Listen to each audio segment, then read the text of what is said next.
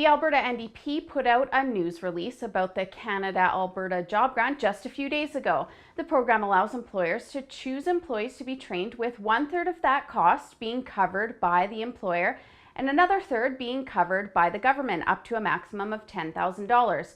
So far, and according to the news release, 5,700 applications have been approved by 2,400 different employers, and there have also been 11,000 courses approved for the program.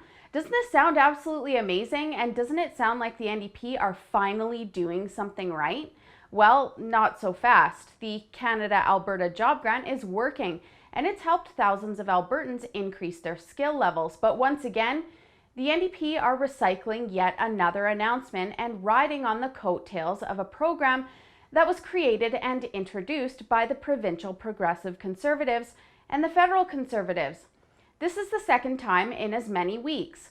I mentioned that they used announcing the Ring Road, in which funding and plans had been made by the same previous governments, and that happened just last week.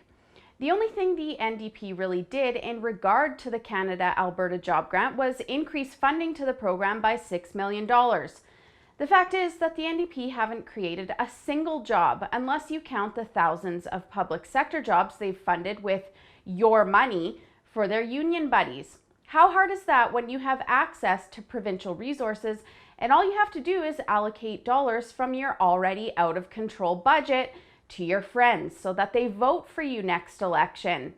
The fact is that the Alberta government is way too incapable and way too incompetent to create jobs that make a real difference, because they're far too wrapped up in their out-of-touch socialist ideology.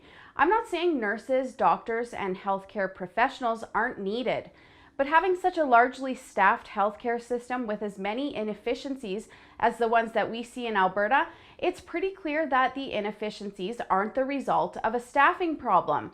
It's an operational problem. We've been throwing more employees at the issue for years with no relief and no results. It seems that the NDP need to continue to repeat history and learn the already failed lessons of socialists' pasts. They don't know how to create and innovate, and this is their new tactic, reusing old successful policies created by former governments to cover up for their inaction and desperation.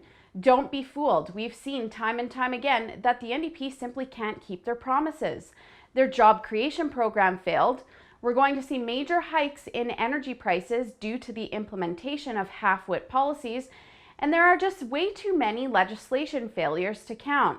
You know, I said that the NDP are desperate earlier, but on the other hand, I think they simply just don't think about or care about the destruction that they propagate. For the Rebel.media, I'm Holly Nicholas. Thanks for watching. Click here to never miss a Rebel update.